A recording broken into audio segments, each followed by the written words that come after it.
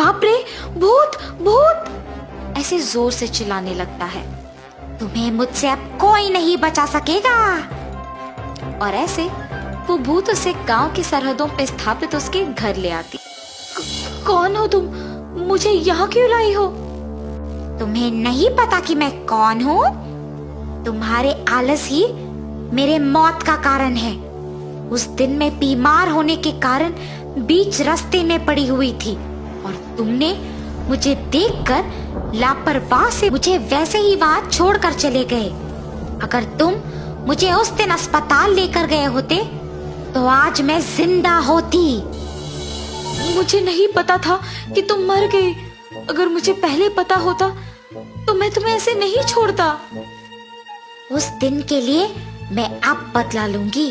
अब से हर रोज तुम मेरे लिए खाना बनाओगे और मेरे सारे काम करोगे।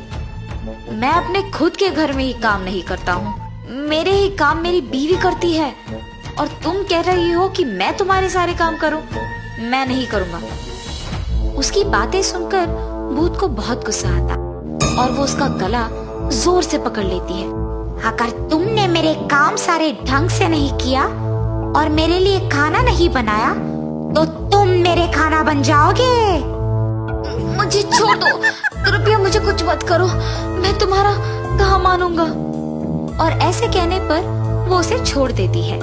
वीरेंद्र डर के मारे उस भूत के सारे काम करता है। वीरेंद्र के माँ बाप और पत्नी सब्जी बेचकर जब घर लौटते हैं तो वीरेंद्र को वहां ना देख परेशान हो जाते हैं। वीरेंद्र, वीरेंद्र हर रोज तो इस समय में यही सोते रहता है। आज न जाने कहाँ गया। आप रुकिए ना ससुर जी, मैं बाहर जाके देख कर आती हूँ। सुचित्रा बाहर जाकर उसके सामने आए हर एक इंसान को उसके पति के बारे में पूछती है, लेकिन किसी को वीरेंद्र ना दिखने के कारण उसे कुछ नहीं पता चलता है और वो उसके घर निराश होकर वापस चले जाती है। ऐसे ही बहुत दिन गुजर जाते हैं। एक दिन सुचित्रा को एक आदमी मिलता है। सुनिए, क्या आपने मेरे पति को कहीं देखा है? हाँ, कुछ दिन पहले एक औरत उसे गांव की सरहदों के पास मौजूद उस खाली घर के अंदर ले जा रही थी। उसके बाद तो मैंने उसे कहीं नहीं देखा। ये सुनने के तुरंत बाद वो उस घर के पास जाती है। वीरेंद्र दुखी से खाना पकाते रहता है।